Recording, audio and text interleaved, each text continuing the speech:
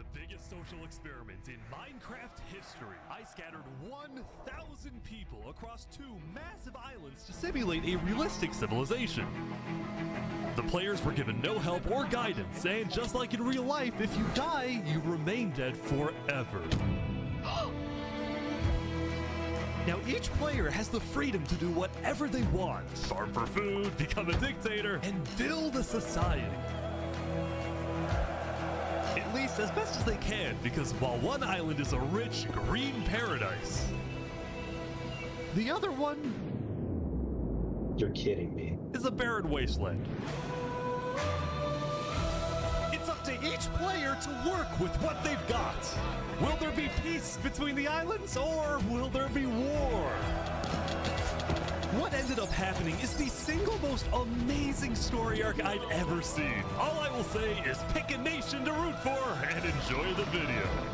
I present to you the Rich and Poor 1,000 player civilization experiment.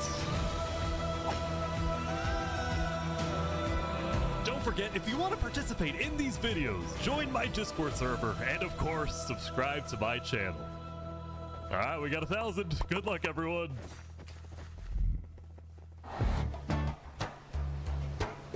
It was the beginning of day 1, and all 1,000 players began to explore their new homes. What is this place? Before the first day, I had made everyone choose randomly between Island 1 and Island 2. And I didn't tell them that one of the islands, the first one, would be a barren wasteland. Hey, you guys having a good time? No. There's nothing here. Please tell me where the trees are, bro. I cannot find anything. It didn't take long for the people who chose Island 1 to realize they had made a massive mistake. I hate this place. I hate this place. I hate this place. Players realized that building civilizations on Island 1 would be particularly challenging, and not only because it was empty, but because some parts of it were completely uninhabitable, like the snow biome. Oh no! No, no, no! Oh! And right next door, a massive volcano that could erupt at any moment. Ooh, I'm not going down there. This volcano also happens to heat up all the water on the island. Okay. This killed a lot of people. Now, to begin building civilizations, the players needed to find a tree. Please tell me where the trees are, bro. Wood is an essential material, and without it, you really can't do anything. Now, luckily for Island 1, there was one tree on the island, and it was pretty big too. But, of course, it was completely surrounded by boiling water. You've got to be kidding me. Meanwhile, let's go over to Island 2.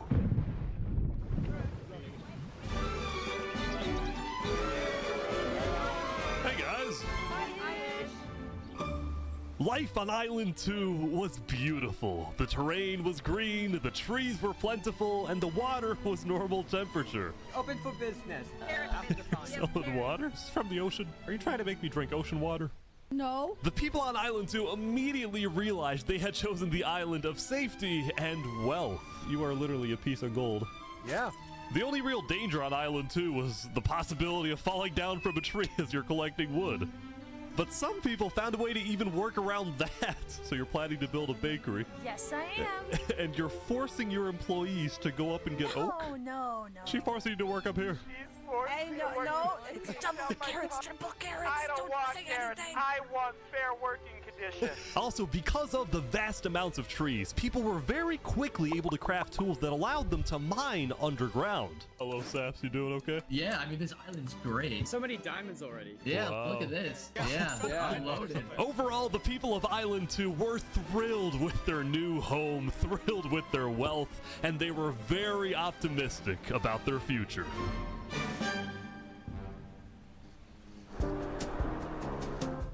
By the end of the first day, players on Island 1 had finally reached the big tree. You realize how high up you are? Oh yeah, no, we're not scared. No? No pain, no gain. Island 1 was still pretty far from having fully fledged civilizations, but there were communities starting to form. For example, this player named Remy the Rats made a small restaurant to feed those who were starving. Remy the Rat, what are you serving them here? It's very popular. Bread? And you you know? What the frick? Why? Wait, is this a bread line? Oh no! I also got word that there was a small group of people who had chosen to settle in a weird location. People at the volcano. What type of people would choose to live on a volcano? Hey guys. Hello.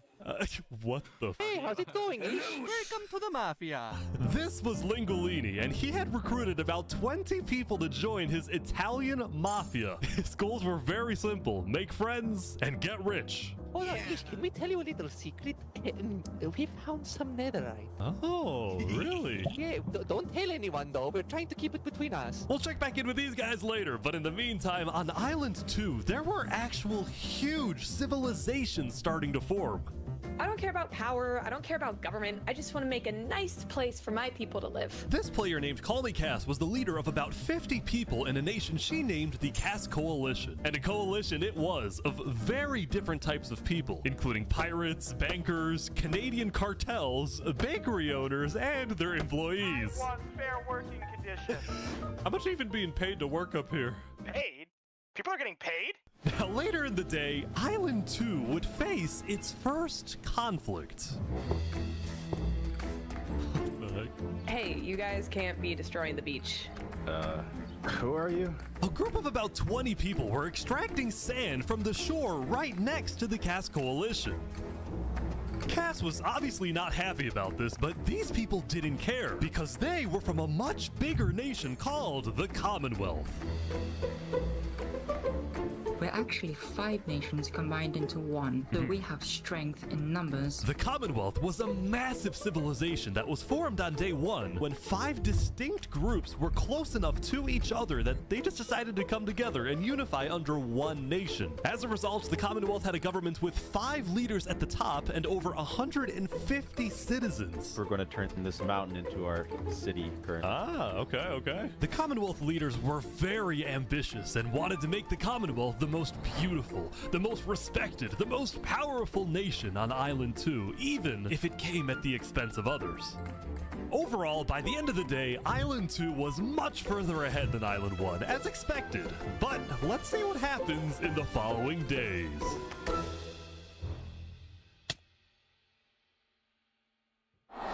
As players logged back in the next day, nobody was expecting that the beginning of day 2 would end up having one of the most consequential moments of the entire event.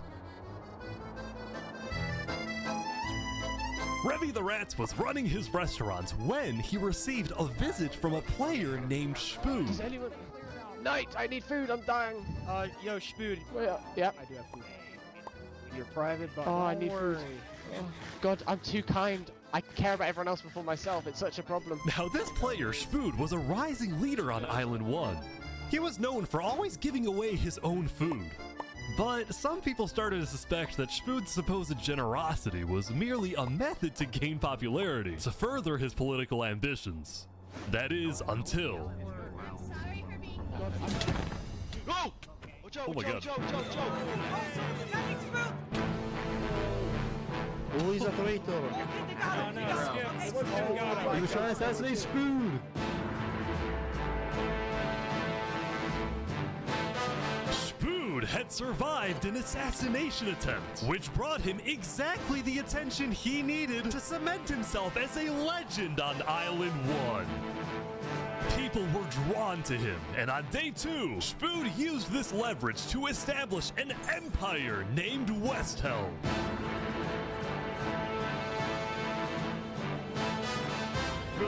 These people have made me emperor. This right here is going to be our capital. We're also building a massive coliseum. You mean where people fight to the death? Exactly. Even though the people of Westhelm were still struggling with food and resources, their motivation to succeed was unbelievably high. Earlier, somebody tried to take my life. Someone with this face. But now, he's dead! For the first time, it seemed like the people of Island 1 had hope. The Ballad of Emperor Spood, nearly killed by some dude. Island 1 was finally starting to develop civilizations, but not all of them were as motivated as Westhelm. Right next door, for example, was a cult named Nevermore that literally just boxed themselves in and wanted nothing to do with the rest of the world. Quoth the raven, nevermore. And honestly, these guys weren't wrong to be pessimistic. See, some of the people who chose Island 1 had secretly been hoping that when they finally make it underground, they would find troves of iron and diamonds. But instead, they only found a giant layer of lava that stemmed from the volcano and covered the entire island. This lava layer ended up killing a lot of people. That said, a lot of people weren't necessarily angry at the poor conditions themselves, but more so about the inequality between Island 1 and Island 2. See, even though the two islands had a border separating them, preventing anyone from crossing for now, rumors were spreading about the wealth and the amazing environment of Island 2. Because of this, some people on Island 1 were starting to develop some feelings about the other island. Island 2 might be the better island, but we're the better people. Oh. In fact, artists on Island 1 were already making propaganda posters, some of which were rather concerning, including a few creations by our mafia leader, Lingolini. Speaking of Lingolini, there was some drama on the volcano on day 2. I just survived an assassination attempt. What? Whoa. Mamma mia, help me, I'm getting chased. Lego likes just attacked me out of nowhere and I had to run down the mountain. It was becoming a pretty common occurrence on Island 1 for people to try to rob or murder as a means to get food or resources. But Lingolini was not going to let that slide. Well, what are you gonna do about that then? I put a hit out on him. Everybody in the mafia knows that the Lego likes is an enemy of the mafia. But then, during our interview... Oh wait, who's coming out over here? There's some people coming down. Oh, those are people from Infernus. They're our allies. Oh, really? Lingolini had decided to share his volcano territory with a larger group called Infernus, whose main goal was to preserve and protect the sacred land of the volcano. I spoke with the leader, a player named Seneca, who described herself as the Queen of Infernus. We are a nation of the flame. We have to treat the volcano with the respect it deserves, and we hope we can work with Lingolini to do just that. Seneca and Lingolini agreed to protect each other in case of an invasion and use the volcano's height and flowing lava to their advantage. If anybody tries to attack us, we'll kick them out like a Koopa shell.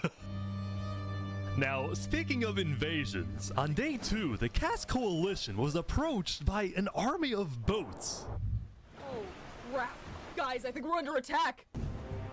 It looked like for some reason the Commonwealth was coming to attack. No, we can't fight this. We gotta run. Get everyone out. But after a few moments of panic, it turned out to be just a group of immigrants who had gotten lost. We are not here to invade, I swear. Oh, We are not here to invade you, we promise. Why are y'all here? But I didn't do anything, I just followed them. brought them all. I didn't do anything. Okay. The leader of the migrants, a player named 3 Below Zero, profusely apologized for the scare, and then the migrants took off. What's going on, Cass? I know they didn't mean to do that. I'm telling my people not to worry. Glad to hear.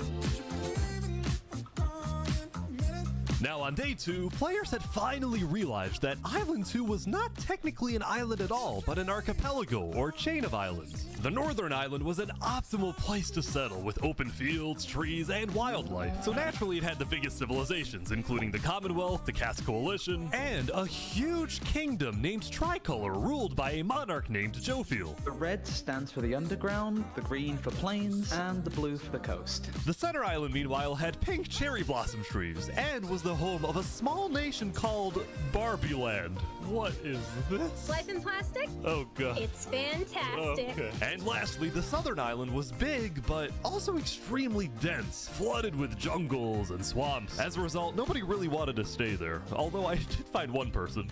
Saps, what is this? Can't you tell? This is my vacation home. How's this a vacation home? I don't see any lawn chairs or furniture. There's no roof. Hold your horses there, cowboy. It's not done yet. Saps was one of the few players who chose not to join any civilizations because he didn't want to get dragged into politics and drama. Still, he made lots of friends across Island 2, his best friend Flux actually being the second in command of the migrant group. Speaking of, 3 Below Zero and the migrants had finally reached their destination all the way up north. Now, other than accidentally invading the Cass Coalition, these guys seemed pretty insignificant. But little did people know, this new civilization was about to change the entire world.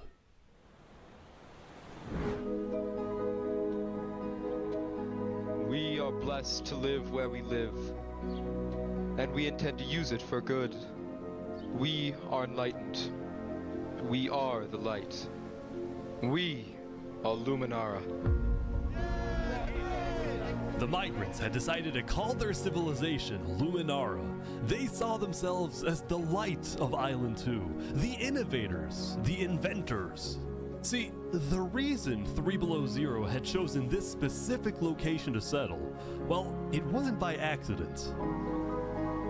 After the first day, 3 Below Zero had used content and propaganda released by the people of Island 1 to estimate the location of the other island. He then used a coordinate system to calculate the northernmost point of Island 2. His goal was to settle as closely as possible to the other island so that when the day comes, when the borders drop, Luminara can build a massive bridge connecting the two islands, giving free passage as a sign of good faith to perhaps bring about world peace. But it wouldn't be that simple. The second in command of Luminara, Flux, as well as a few concerned citizens, did not want that bridge to be built. They had seen the Island 1 propaganda. They knew that people on Island 1 were angry. Their fear was that Island 1 would just use that bridge as an opportunity to invade Luminara and perhaps invade the rest of Island 2, leading to a world war. That bridge is a bad idea. Moving up north was a bad idea. Island 1 is going to invade us, and Luminara is going to be their first target. What about the goal of world peace? I respect our leader's goal, but he's dead wrong. We shouldn't be trying to befriend our enemies. The way we're going to achieve world peace is by uniting Island 2 against Island 1. What if 3 Below Zero says no? What if they finish the bridge? Well, then at least they'll know I tried to warn them when Island 1 comes and kills us all.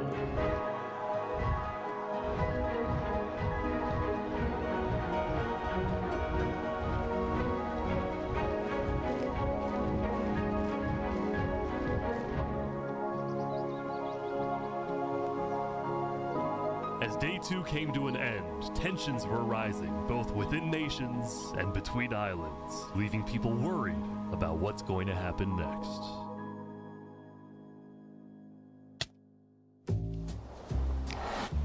Back on Island 1, I was watching a small group of pirates who called themselves Al-Karasina. Al-Karasina, my friend. We're the baddest pirates around. Now, if you look closely, there was a person of interest hanging around with the pirates. Lego likes just to take me out of nowhere and I had to run down the mountain. Well, what are you gonna do about that then? I put a hit out on him. So to be clear, Lego Likes had a bounty on his head and he was hanging around pirates. You could probably guess how this ends. Yo, Lego Zanga's here. So is this is everything you guys got, huh? Not much. Ooh. They're boiling him! Oh no! Oh my gosh! The Al-Karasina pirates had killed Lego Likes, but there was a small problem. Did you hear about the news? Yeah, I saw it, but we don't know who claimed the bounty. It didn't say it in the chat. Because Lego Likes had technically died to boiling water instead of a player, Lingolini didn't know who actually killed him. But fortunately for the pirates, when a player dies, the dead player drops their own head, which the pirates believed would be the proof they needed to collect their bounty later today. So you're expecting a payment later? Yes. All right. Well, I'll go. I'll go. You guys let me talk. By day 3, players had basically mapped out all of Island 1 and were finally starting to adapt to the environment. Day 1 was horrific. We literally had bread lines. Day 2, we're building a coliseum, a citadel. I am literally immortal. Hopefully that isn't foreshadowing. Emperor's Food was still the most powerful man on Island 1, and on day 3, he was invited to a big international meeting hosted by a charity group called the Blue Cross. We invited you here mainly to discuss plans in case the volcano erupts. What are your individual plans? A large bunker underground. Just not using flammable materials. We don't have any real plan, you know. What? You don't have plans? If that volcano erupts, you deserve to die. Whoa! Emperor Spoon had come in with good intentions, but it was there that he learned that he hates meetings. I'm gonna go then. When Emperor Spoon left, the other leaders were unsettled. Was this guy really the figurehead of Island 1? Okay, we need a better representative. Then, basically right on cue. Elysium diplomats follow me. Bodyguards. Sorry, guys. Sorry, I'm late. This is Benji, and he's the leader of Island 1's second biggest civilization, called Elysium. See, on day 2, Benji had discovered that toward the outer edges of the island, away from the volcano, the water isn't boiling hot anymore. So he founded Elysium, which literally translates to a place of ideal happiness. And he made the nation to give peace-loving people a chance to relax and get away from all the troubles of Island 1. Cross my name off the list.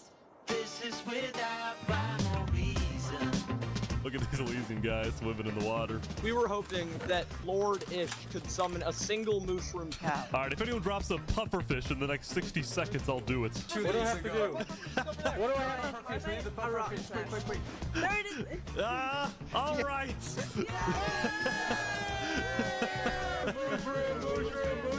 We can kill it for leather! Now, back at the Blue Cross, Benji and the other leaders discussed the possibility of creating a full Island 1 alliance. All the leaders at the meeting, including Westhelm's representatives, believed that given the harsh conditions of Island 1, an island-wide alliance could be a game changer. But first, Before we make this official, we have to convince everyone else to join. see, there were a few civilizations not present at the meeting, and to complete the full Island 1 alliance, the Blue Cross would have to go out and get them all on board. First was the Al-Karasina Pirates, who coincidentally happened to pass by the meeting as it was happening. Hey, guys. Hello. They were on their way to collect their bounty from the second nation not yet in the alliance, the Lingolini Mafia. Oh yes, they're waiting. Hello, I'm looking for Mario. Hello, it's me. Ooh, mamma mia! It looks like a small brain. It sure looks like a Lego lights. Meanwhile, the Nevermore cults would probably be a little bit more difficult to convince, but the Blue Cross said they'd try anyway.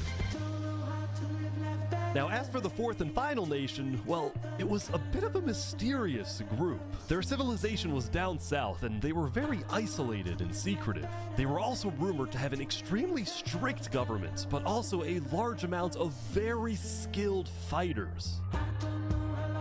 As a result, people were kind of scared to approach them, but they knew they had to eventually to complete the Blue Cross Alliance. They knew that if this alliance works out, it wouldn't matter that they all lived on the poor island. All of a sudden, out of nowhere, the most powerful force in the world would become Island 1. At first, Island 1 was supposed to lose, but now they were on the verge of turning their lives around completely.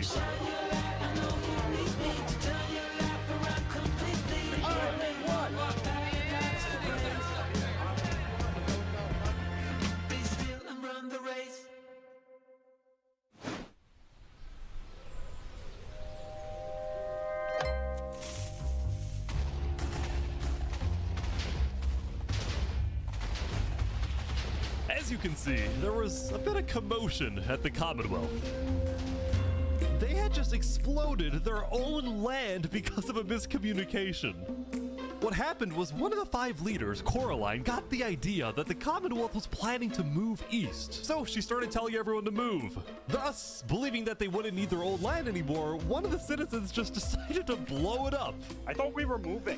What? We're not moving. I'm surrounded by idiots. Overall, the Commonwealth was having trouble getting anything done because the 5 leaders were constantly fighting over power.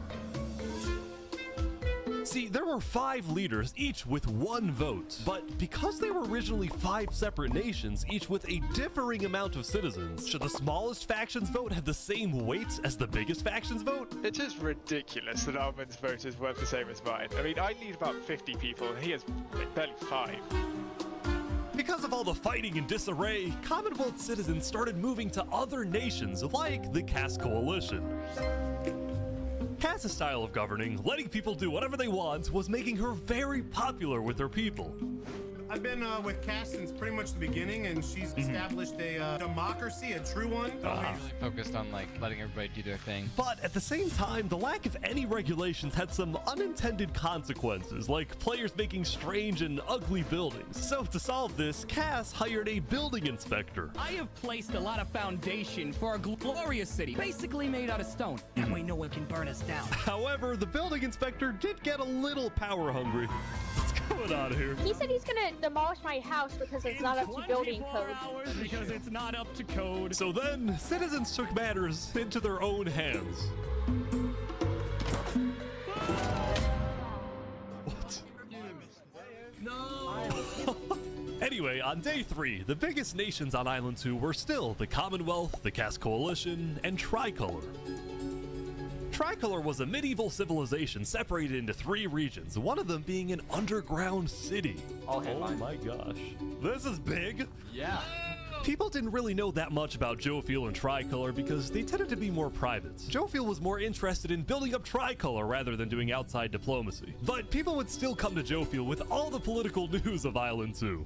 I am so tired of the politics already. Yeah. I've got some news. People are concerned with Aperion trying to colonize them. Oh my god. Now, this particular rumor about a group named Aperion colonizing people happened to be false. Aperion was just a small town led by a player named Alkaline, and it was actually the only nation other than Luminara that directly bordered the ocean next to Island 1. That said, the rumor that Island 1 was uniting was true, which got some people worried, especially the 2 border states. So Jofiel invited over all the major leaders and diplomats of Island 2 for an emergency meeting. The only leader who declined was 3 Below Zero because he was busy building the Luminara Bridge. So he sent in his place his second in command, Flux. Flux, what's your plan here? I don't care what 3 Below Zero says, we need to make sure everyone unites against Island 1. Good luck, sir. And because this meeting was the most important event yet on Island 2, Jofiel invited a neutral mediator, someone who could lead the meeting in a fair manner and wasn't a part of any nation. Saps, where are you going? Apparently they're making me lead the meeting with all the Island 2 leaders. You sound very excited about it. Oh no, I'm not excited. I'm terrified. I'm accidentally gonna cause a war.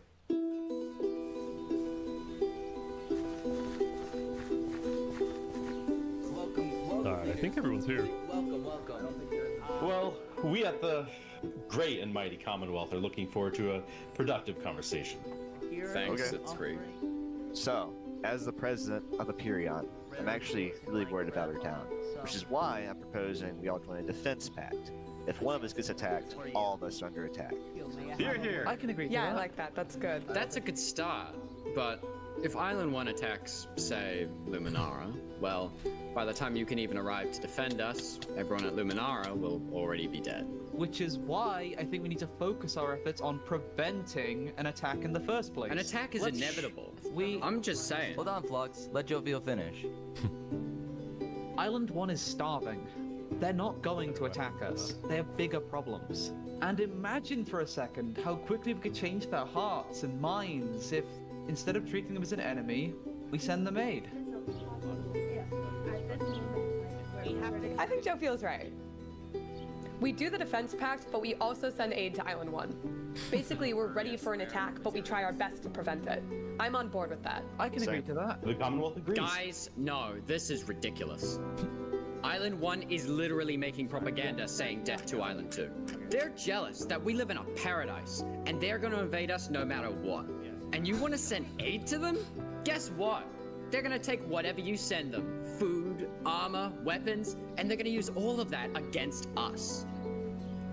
He might have a point. Hold on. Island 1 isn't evil. They're not savages. They just need help. You cannot be this naive. Well, there's a guy under the table. There's a guy under the table. Everyone is super on edge. They're worried about traps. Guys, Island 1 is united. They have hundreds of people all aligned in the same goal, to kill us and take our resources. If they decide to attack any single one of our nations, it'll be easy. All they'll need to do is walk ahead. which is why we need to either merge all of our nations right now, we all choose a spot and combine into one civilization. Either that, or we attack Island 1 first. Whoa, are you crazy? What? You plan to kill What's crazy, Jovial, is you leading all of us to our death. Oh my That's God. too You have to much. We listen to can't me. do that. If we don't do this, it's the end of Island 2. Hold on, we can't do that. That's crazy. What is happening? All right, everyone, we can't fight. Let's just vote. All in favor of Flux's plan to treat Island 1 as an enemy, say aye. Aye.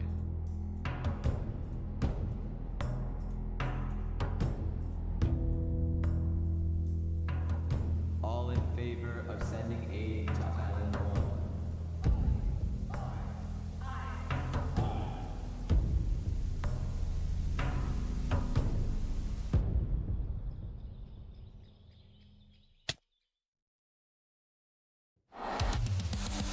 Meanwhile, at West Helm, I ran into something interesting. Our next song is called Island 1. Oh my God. So you remember this guy? The Ballad of Emperor Spoon. Well, he had joined a band that produced actual songs and then performed them all across Island 1. Up there in Wasteland Island, a boiling water sea. Let's go. And no resources to speak of, except a wooden tree. Let's go!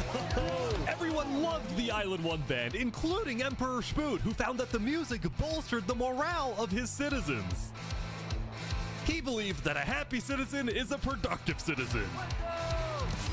West Helm took us in and gave us a little home. Even though Emperor Spoon was a chaotic figure, West Helm itself was the opposite. It had an army, a storage system, and a hierarchy, from emperor all the way down to citizen or plebeian. And of course, there was the Colosseum, which when finished will play a major role in West Helm's justice system. That said, Emperor Spoon was not happy when he heard that yesterday, Benji and the other leaders had been talking poorly about him. Okay, we need a better representative. Our final goal is to put Benji Button in here. No, that is a joke. That is a joke.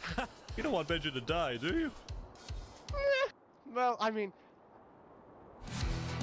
Benji and the other leaders were concerned that Emperor Spoon is unstable and may one day try to take over the entire island.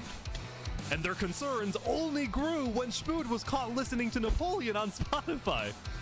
But they also knew that if Island 2 were to ever attack, they needed Spoon on their side, so they didn't know what to do. Island 1, well, here we are. I just want to say, thank you, Spoon, for all your support. You're welcome. I'm the best. Glory to West Helm.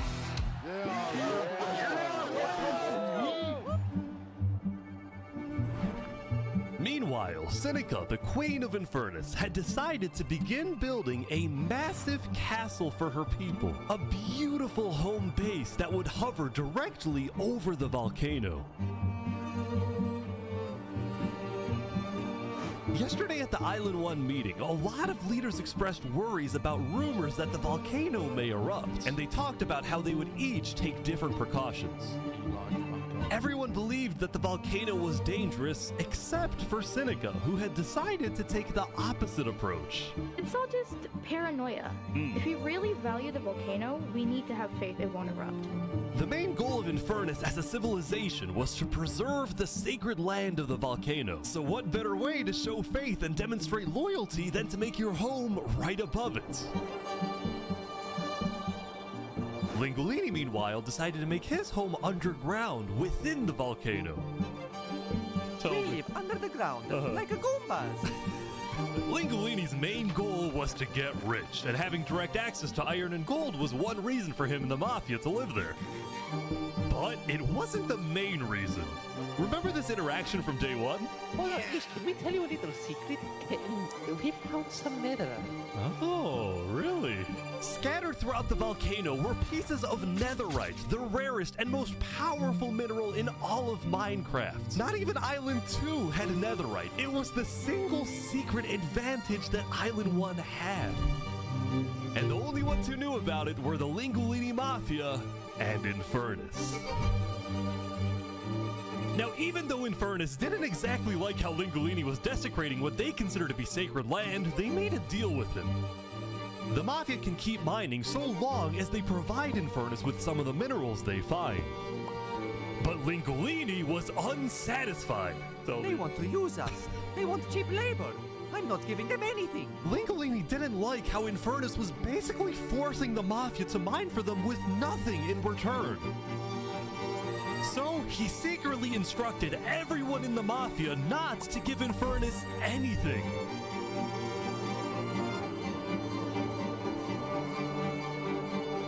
Linguini's hope was that Infernus never asks for those minerals and forgets about the deal entirely. Otherwise, he would be in a lot of trouble. That said, despite this conflict, the rest of the Island 1 unification effort was going very well. Earlier today, Linguini had decided to join the Blue Cross Alliance. Thank you all so much for having me. The Alcaracina pirates were also eager to join, and surprisingly, so was Nevermore. There was only one holdout.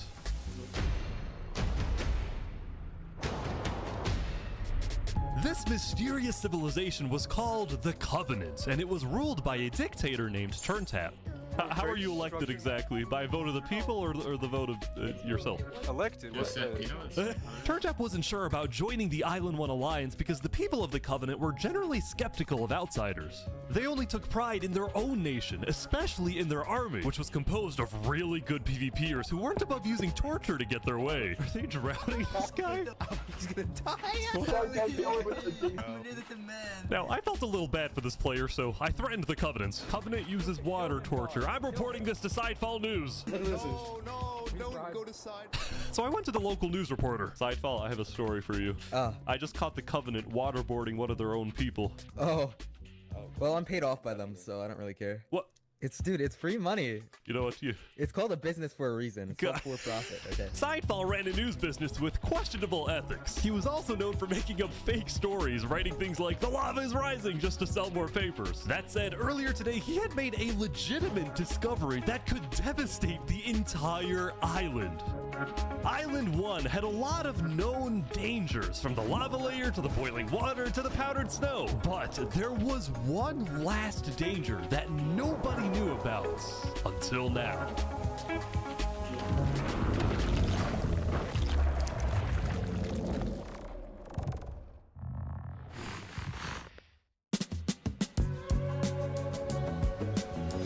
Meanwhile, the people of Island 2 had spent the day building their civilizations and having a good time.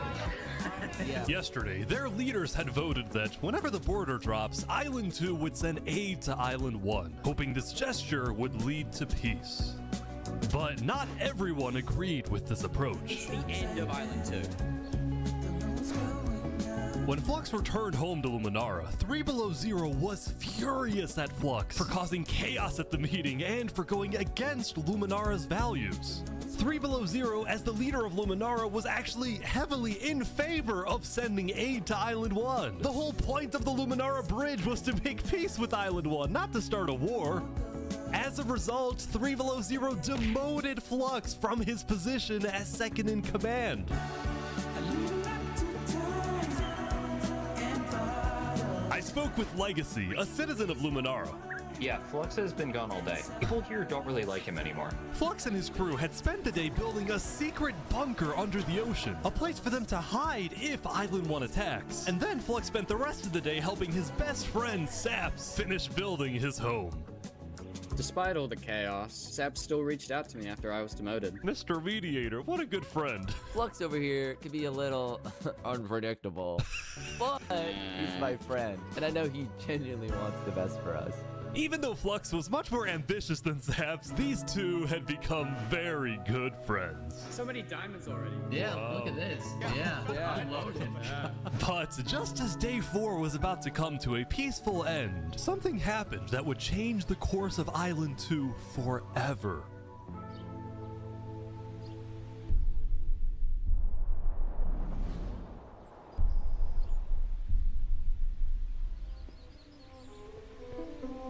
Jophiel, the leader of one of Island 2's largest civilizations, was walking across Tricolor with her second in command, Seraphim.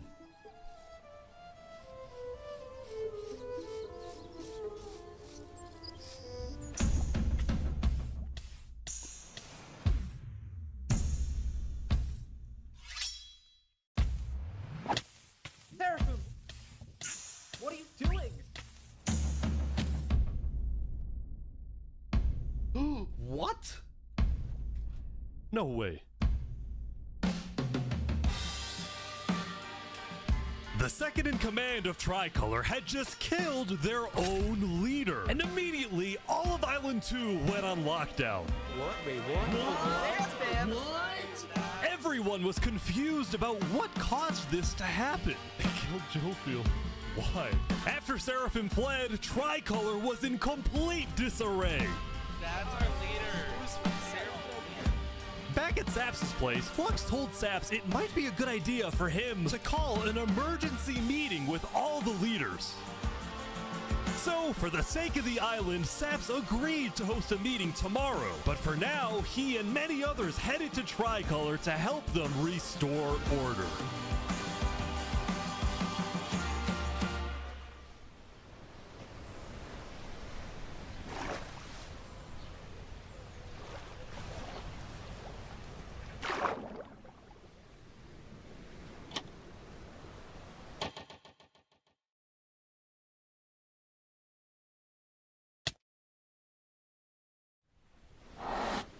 Now, Island 2 wasn't the only place that would face tragedy.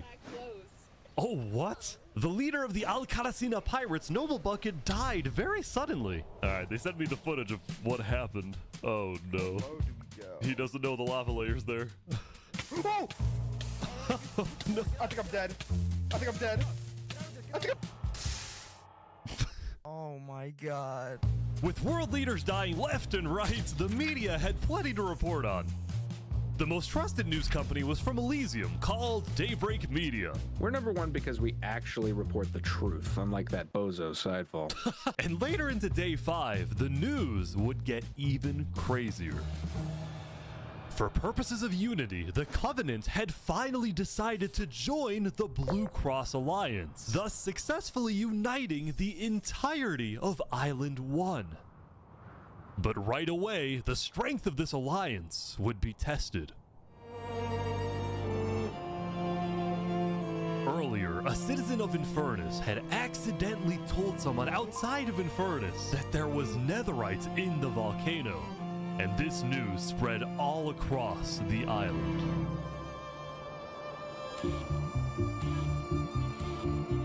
This was a disaster for Infernus and the Lingualini Mafia, who had been trying to keep the existence of netherites to themselves. Immediately after hearing about the netherite, the Covenant sent a mining expedition into the volcano without telling Infernus. And lo and behold, they confirmed there was netherite.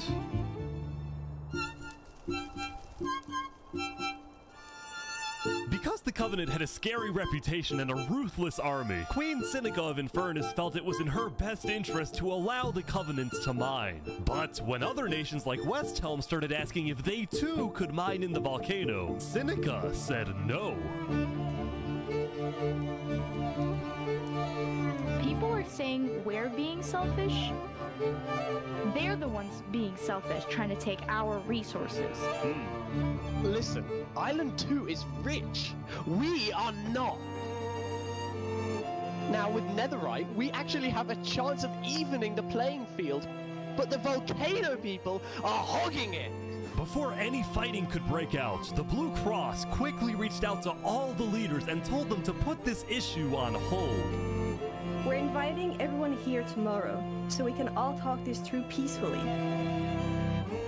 We're Island 1. We cannot afford to have a war over some mineral. Meanwhile, Island 2 was still processing the death of Jophiel. Even though I was just a farmer, you know, you still made me feel important. Saps would invite all the leaders for a meeting later so they could coordinate a hunt for Seraphim and discuss their plans for when the border inevitably drops. Now, after Jophiel's death, Tricolor had lost a lot of its power, which left the island with really one dominant nation, the Commonwealth. But remember from day 3 how the 5 Commonwealth leaders were in constant fights with each other? It is ridiculous that Almond's vote is worth the same as mine. Well, this all came to a head on day 5 when one of the leaders was caught plotting to take control of the entire Commonwealth. So, another Commonwealth leader then paid an assassin to, well... Oh my god! Oh my god! Wolfram's dead. What? We just witnessed murder! After this, people from the Commonwealth lost even more faith in their governments.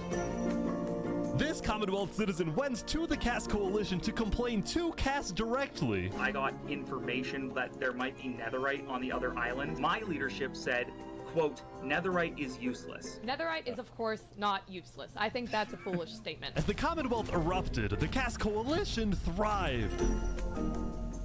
But they did have their own problems. Is this your employee? Yes, he is. That implied like getting paid. Is he not getting paid? Skip out on work. You hear this woman? Probably Earlier, Wood Daddy had ditched work to attend a party in Barbie Land. So as punishment, his employers forced him to risk his life and chop down one of the tallest trees in the Caste Coalition. He's asking for help. You have to yell louder. I can't hear you. You're so far up. You have to get closer to the ground. Oh!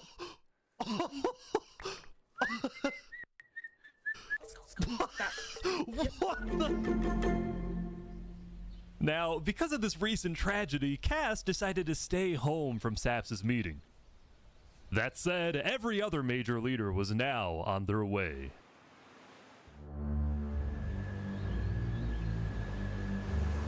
As the leaders and representatives arrived, there was one person who would be notably absent, banned from attending the meeting. Before the meeting started, Flux called me to his underground bunker because he had something, quote, important to tell me. Flux, what are you gonna do? Well, first, let me just explain. I'm not allowed to attend this meeting because the leaders of this island are utterly incompetent. They can see that Island 1 is gearing up to invade us. And their response is, let's give Island 1 more gear. It's completely brainless, and it's going to result in all of our people dying. So, you got a plan? I had a plan, but nobody listened. They all voted against it. Look, we can still save this island, but the current leadership has to go. What do you mean, has to go? Has to go. Removed. And I'm done waiting. It's gonna happen today.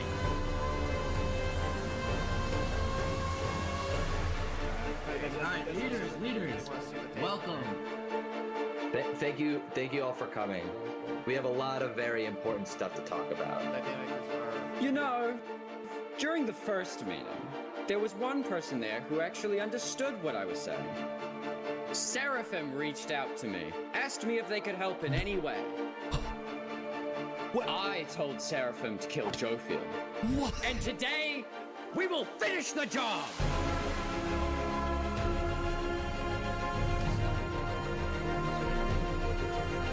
Wait, so Seraphim gets there.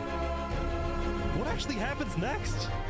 Something I didn't want to do, but something that needs to be done. I'm going to save this island by any means necessary. I would like to bring it to the table. If you agree with full KOS on Seraphim, please say aye. Aye. Are you sure this is gonna work? I don't know, but we have no other choice. Alright, so I have something to say. Is there a possibility, any possibility, that the assassination of Wolfram and the assassination of Jophiel by Seraphim is any way connected? Is there a conspiracy going on right now? Do we think that's a thing? Are leaders safe? I have reason to believe that leaders are not safe. Flux, do you feel any guilt doing all this? Well, part of me feels bad for Saps. I also don't think the leaders are safe. What do you mean you feel bad for Saps? He has no idea what's about to happen to him. But if you had to betray one person to save 1,000, would you?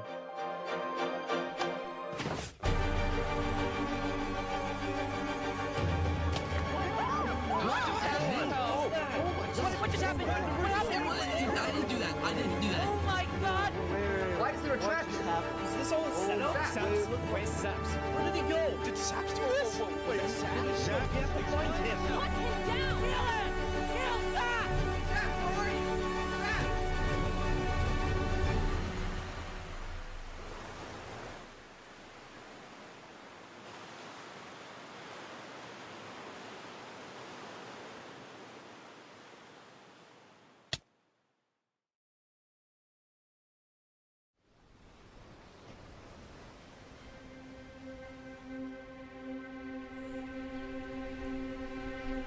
It was a new day, and Island 2 was in shock. On day 4, when Saps was in Tricolor helping the people after the death of Jophiel, Flux and his crew had built a trap in his roof. And Saps did not know they had done this. He had been framed by his friend Flux, used as a scapegoat for Flux's plan. But because they had to rush to build the trap, it actually wasn't fully successful. Some of the dripstone, including the one meant for 3 Below Zero, had failed. But overall, the trap still killed the leader of Aperion, Alkaline Alk, a leader of the Commonwealth, Coraline, and 4 other very high-ranking officials from across the island. The people of Island 2 were devastated, confused, and angry. Our leader's dead. What just happened? After the trap went off, Seraphim was immediately caught and killed. Oh! What would a tricolor? But when more people found out about how exactly their leaders died, their anger wasn't really towards Seraphim, but toward the person they believed was behind it all, Saps. And it made sense. Saps knew he'd be hosting leaders at his home. It was his roof that had a secret trap. A trap that happened to fit perfectly into the design of the roof. Saps was about as guilty as it was possible to be. With that, all the major Island 2 nations, from the Commonwealth to the Cast Coalition to Tricolor to Luminara, declared Saps to be hunted down and killed, while Flux got away with it all. If you had to betray one person to save 1,000, would you? And on top of all of this, at the beginning of day 6, it was announced that tomorrow, on day 7, the border between the 2 islands will finally fall.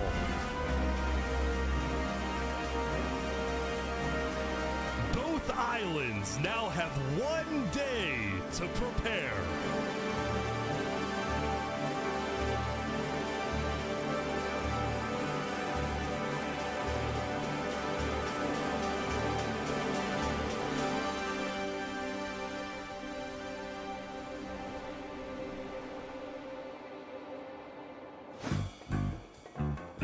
Now, when the people of Island 1 saw the chaos happening on the other island, most just didn't really care about it. A lot of the hatred against Island 2 that was popular in the early days had faded away. That is, except for this player named Oppenheimer, who was determined to take out Barbie Land because in 2023, the Barbie movie had outsold the Oppenheimer movie. I'm building a nuclear rocket that will make yesterday's chaos look like child's play. But when Oppenheimer tried testing his nuke, it went up, and up, and up, and was never seen again. Now, Day 6 did present some new challenges for some of the civilizations. For example, at Nevermore, what is this? What are you doing up here? I got voted out because they hate me. No! Come on! Don't jump! What about me? I can shoot. No! Oh!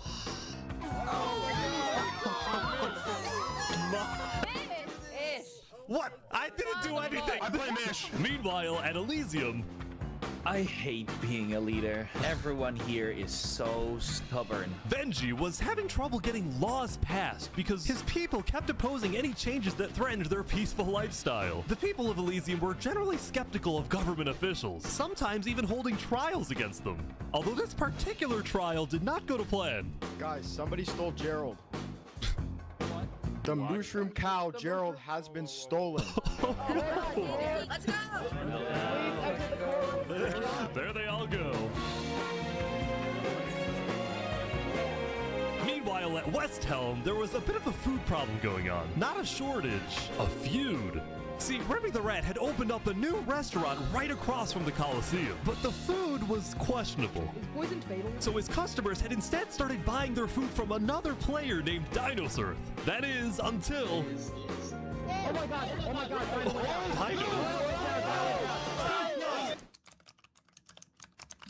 What is he? Permanently closed. All food is now at... Remy, are you behind the murder of Dinosaur? Anyway, on day 6, the West Helm Coliseum was finally complete. Yeah! What do you plan on using this arena for? Do I actually have to say legally?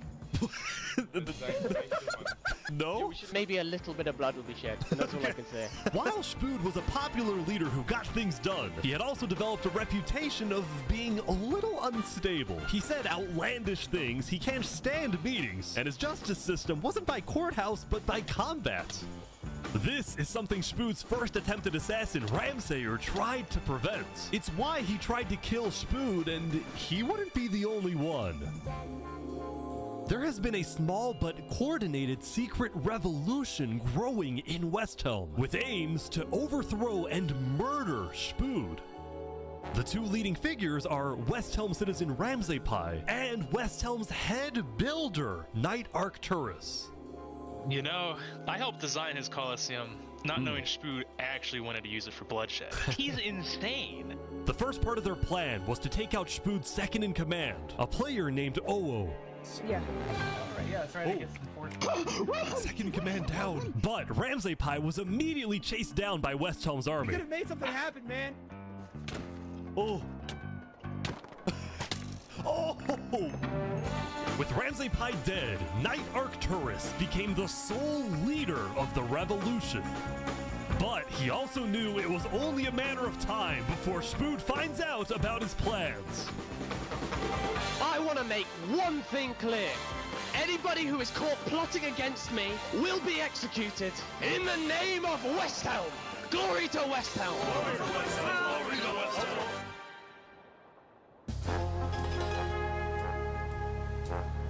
Now, before the border drops, the Island 1 leaders all met to discuss what to do about the Netherites in the volcano. Going into the meeting, people were not happy with Infernus and the Linguini Mafia, who were believed to be keeping Netherite to themselves. Please keep all your weapons holstered at all times unless you absolutely have to take them. The meeting began with West Helm's representative and Spood's newly appointed second-in-command, Spider.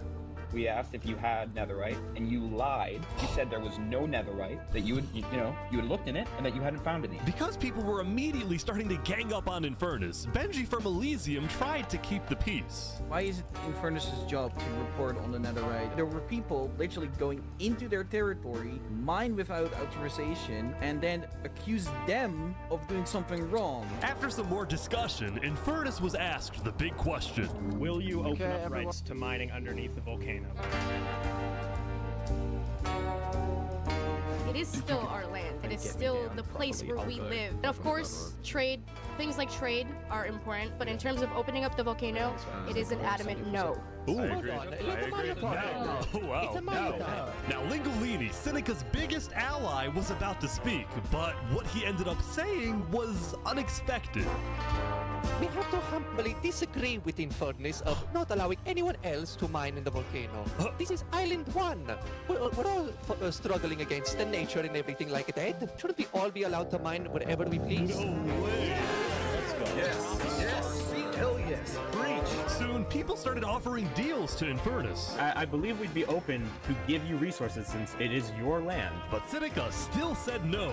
The volcano is still our sacred land. We don't want hundreds of people there mining and ravaging it. As a result, Lingolini went even further. On the day one, Mario was here first on the volcano, and we're able to mine there, but it's not fair that no one else can mine. While your queen is over there with the diamond boots, some people don't even have any armor. Oh, better boots, man. Eventually, people started using scare tactics. That volcano is insanely active right now. It will most likely erupt within the next few days. I doubt it. I doubt it. No, that's sci-fi propaganda. That's propaganda. And so, after even more discussion, Westhelm made a final plea. We have a representative from every single nation on this island. You have an opportunity here to unite us all, or you have an opportunity to totally destroy that unitedness. But Seneca still wouldn't budge. For now, it's a no. So, Lingolini made a big announcement. Mario has a large chunk of territory in the volcano. The Linguini family declares independence from Infernus, and we will open mining to anybody who wants to mine.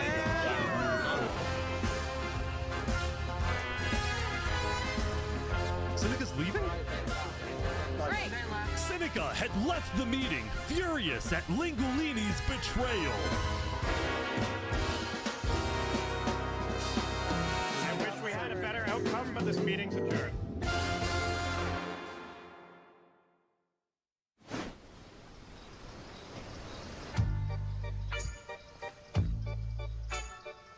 Zaps, what just happened? Dude, what just happened? Every leader in front of me just died. And you had nothing to do with it. It wasn't me. Someone was in the roof. I'm getting framed-ish. Following yesterday's trap, Saps was on the run, as he was now the most wanted and notorious criminal on Island 2.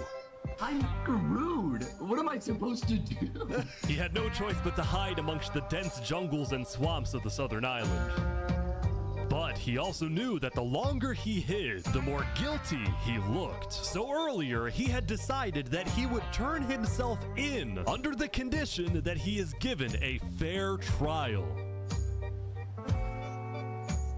Flux, meanwhile, was satisfied with the success of his plan, but it wasn't over quite yet. We got 2 leaders left to kill.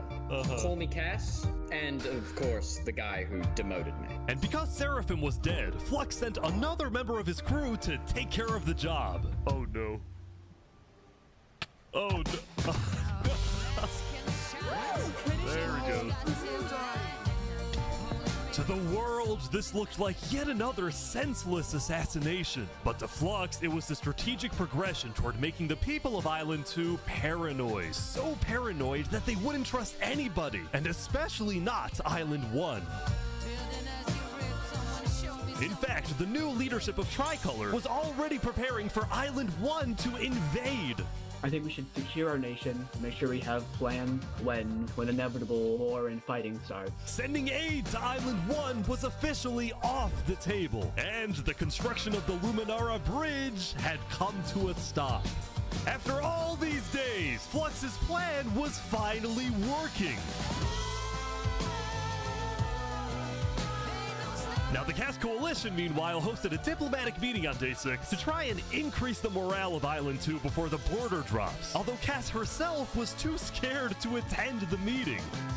And I want to enter, but my members are telling me not to because there was an attempt on my life yesterday. Oh, right. Because Cass was one of the last remaining major leaders on Island 2, she now had guards with her at all times. Here, I'll trade you armor. Why? Want to make sure you guys do not die. Please don't die. That said, everyone would soon be tuning into the trial of Saporada to find out whether Saps will be freed or executed. Several nations argued over who would get to host the trial, but the Commonwealth ended up winning. We've made this beautiful venue to show the world that the Commonwealth is still the strongest. But first... Down in the mud. I've been searching for something. Down in the mines. Why is it up here? They're moving the warden up. No. No, they're not. Wait, can you come down? They're bringing it to the surface.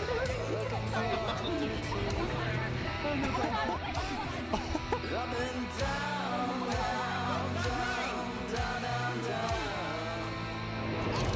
but I can't see.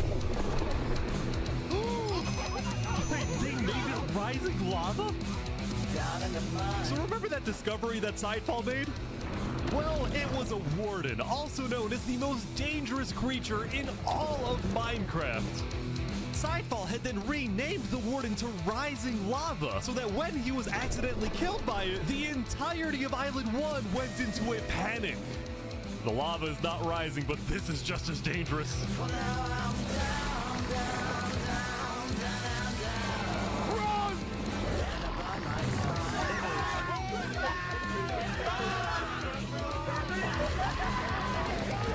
The warden had been unleashed onto Island 1, going from place to place, terrorizing civilizations.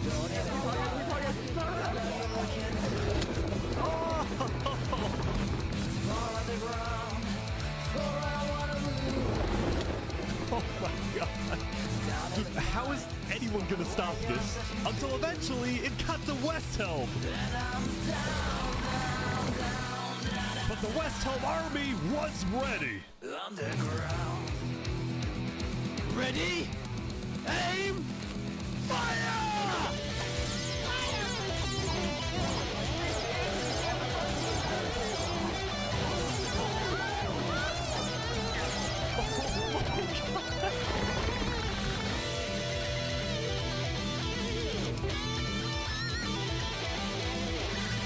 Come on! Oh my gosh!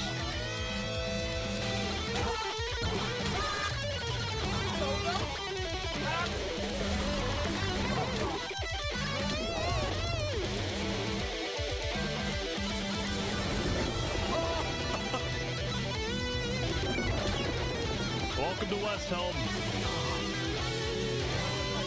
What? Is it Reddit's place?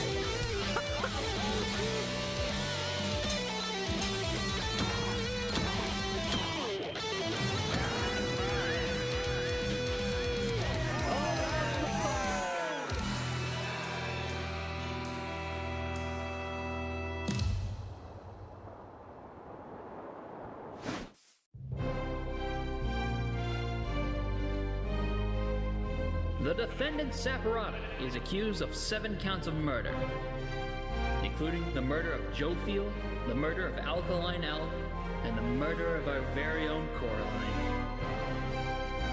I will hear the prosecution's argument, followed by the defense, and then I shall make my ruling. Okay, guys, I feel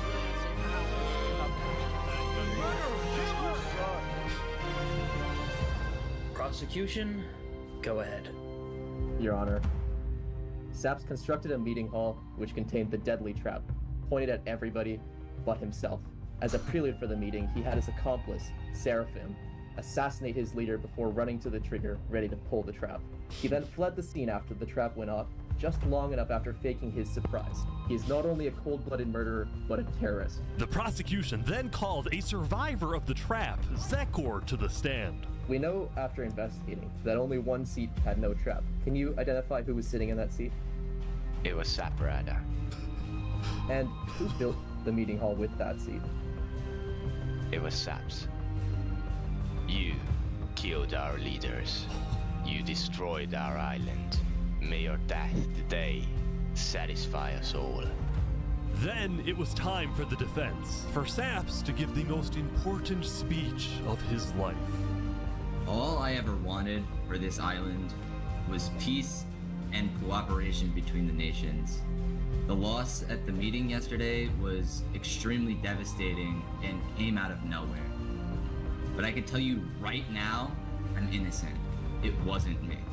The leadership in Luminara helped me build the meeting area. He's gonna expose them. And we're the only people who knew about the area before the leadership meeting. That includes the prosecution himself, Thomas 5200. What? Gotoga, Hive Rotation, Snowbird 334, and their ringleader, Fluxion. Hold on. When I left to gather the leaders for the meeting, they must have snuck into the roof of the meeting to make the trap. The people who I thought I can trust the most used me for their malicious intent and killed the leaders and blamed it on me. Saps had figured out he was betrayed and framed by his friend Flux, but he would end up making a critical mistake. I find it rather interesting that Three Below, the leader of Luminara, is one of the only people who survived the trap. I find that rather interesting. What about it? The trap too. Well, Saps falsely assumed that 3 Below Zero, the beloved leader of Luminara, was also behind the murders. And with that mistake, Saps turned everyone against him. Saps, is that all you have to say? I guess. All right, I'm ready to make my decision. Judge Timebomb, find Saporada. Guilty on all counts. Yes! Saps is to be taken to the top of the gauntlet and executed immediately. Executed. Oh, that's it.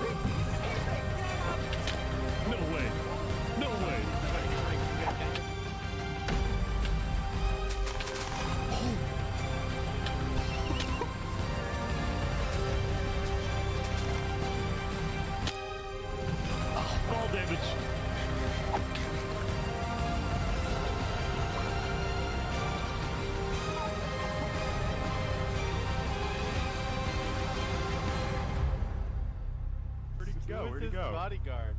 He escaped, man. Did he actually get away? You gotta be kidding me! No!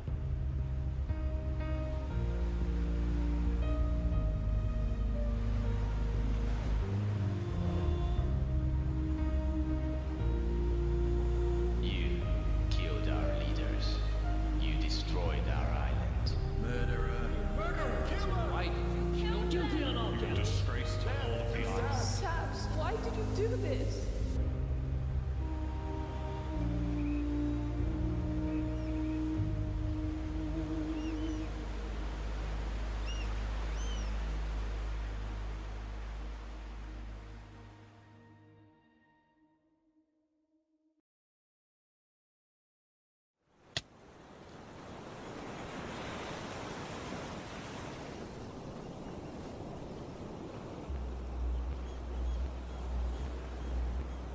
Shouldn't it be dropping soon? Yeah, I think so.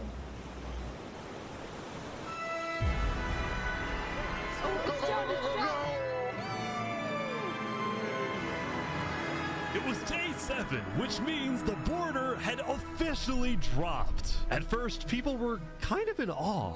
Whoa, this is beautiful. Going from one island to another after all this time was a major culture shock. Is this Island 1? Whoa! And as expected, Island 1 people immediately started taking resources from Island 2. They're taking the sheep. But the flow of resources wasn't all in one direction. Probably gonna take some gravel back to Island 2. We don't have a lot of it. Still, as people from the two islands started meeting for the first time, they were surprisingly friendly to each other. Like these two who made a tunnel connecting the islands from underground. This is amazing! We've linked Island 1 and Island 2. For the longest time, Island 2 feared an invasion by Island 1. But on day 7, that fear completely disappeared. It became very clear that Island 1 had no interest in war. Instead, they were just happy that they could finally enjoy Island 2 for themselves. The water isn't boiling.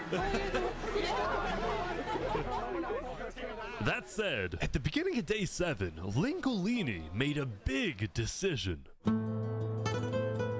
He had decided to move out of the volcano and relocate his entire mafia to Island 2.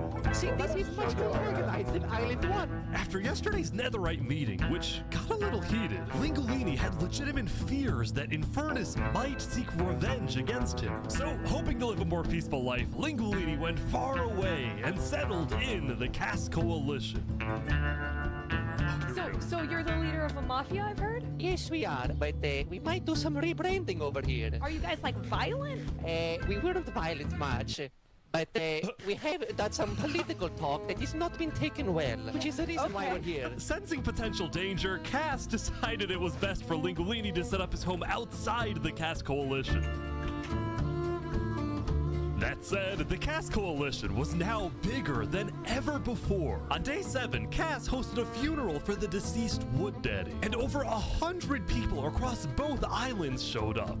We are gathered here today in the cherished memory of Wood Daddy, a beacon of kindness in our community. While Cass's influence grew, the Commonwealth was in shambles. Saps' trial yesterday was a disaster for the Commonwealth. Island 2 had entrusted the Commonwealth to run the trial of Saps, so when Saps escaped his execution, people lost all faith in the Commonwealth, which at one point was the most powerful civilization in the world. On Day 7, most of the Commonwealth leaders resigned, leaving just one player, Sitzkrieg, as the sole ruler of the Commonwealth. We're actively searching for Saps right now. We will restore honor to the Commonwealth.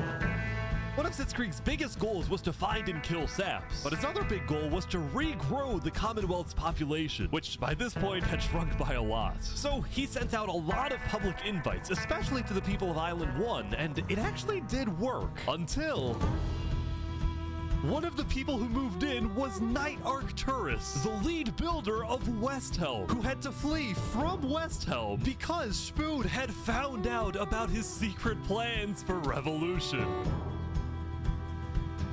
Yeah, the Commonwealth is letting us hide out here. So as long as Spood doesn't find us, we should be okay.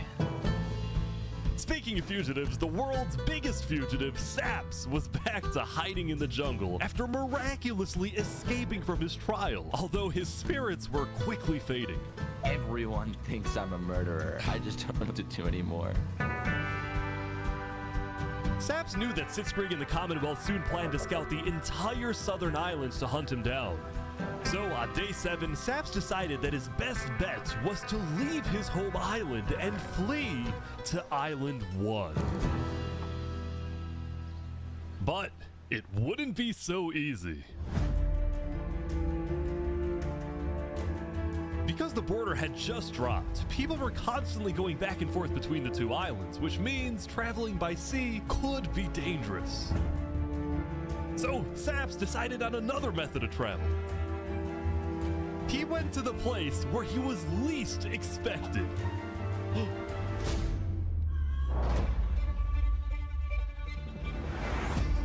He's trying to use the bridge. No way. No way.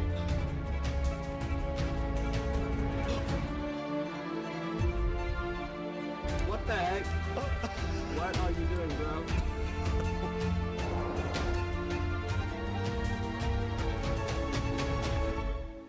Island 1.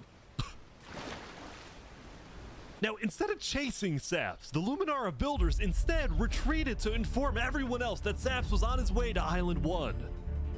Saps, meanwhile, quickly sailed the rest of the way to the other island, although what happened next was unexpected. Oh, there he is. Hey, buddy. Whoa. You scared the crap out of me. Am I allowed to touch this water? Yeah, right. Yeah, you know, it's good here.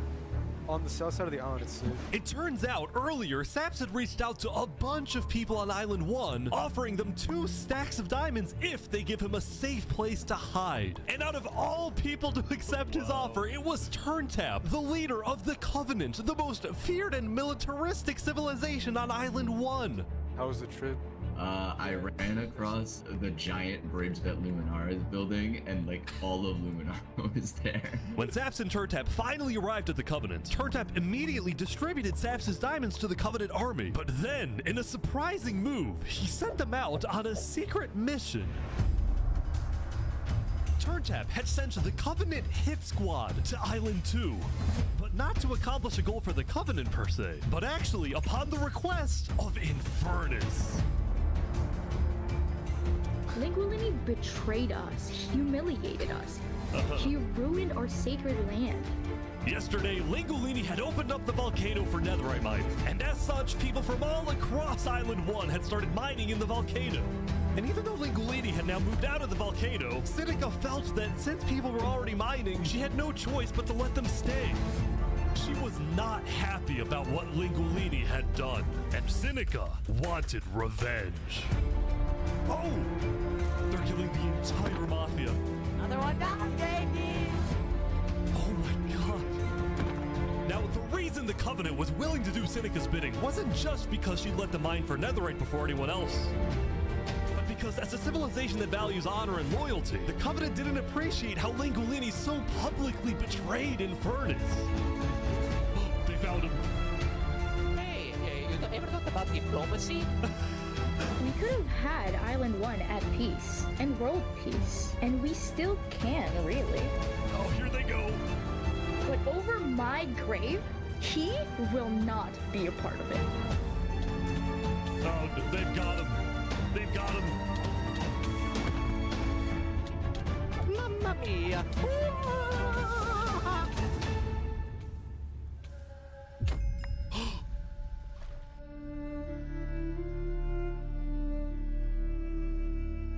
The Covenant had massacred the Linguini Mafia.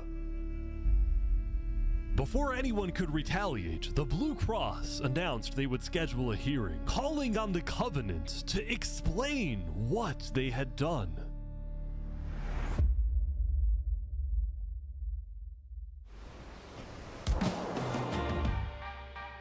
Howdy, Flux. Oh, you got some fancy armor now. Yeah, got it from Island 1. Wait, really? Earlier today, Flux and his crew had gotten their hands on a super rare armor trim by trading with the Covenant, who had picked up the armor trim from the Warden when it died. Now, of course, Flux had no idea that the Covenant was also trading with and harboring his arch nemesis, Saps. But he did know one thing. I heard Saps ran to Island 1, so we put out a massive bounty on his head. Flux was now determined to have Saps killed, because Saps was the only other person in the world who knew that Flux was behind the murders of all the Island 2 leaders. Basically, if Saps dies, Flux gets away with everything. And ideally, the sooner Saps dies, the better, because of incidents like yesterday. That includes the prosecution himself and their ringleader, Fluxion. Fortunately for Flux, it didn't seem like anyone at the trial believed Saps. If anything, Saps' accusation only made people hate him more, especially the people of Luminara, who weren't happy that Saps accused some of their fellow citizens. What do you want to do to Saps?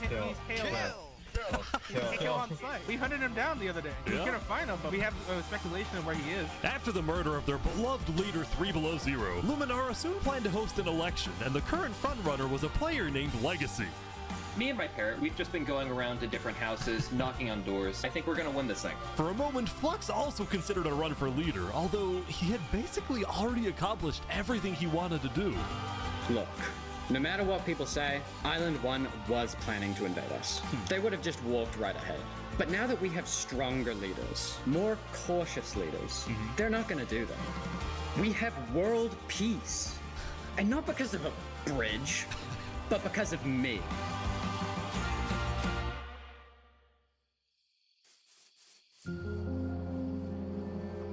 Since the beginning, Flux's philosophy was simple.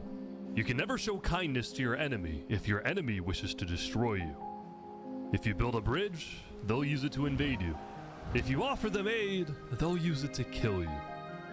This is why Flux believed it was necessary to eliminate the Island 2 leaders who wished to be kind. But the cost of their deaths was devastating.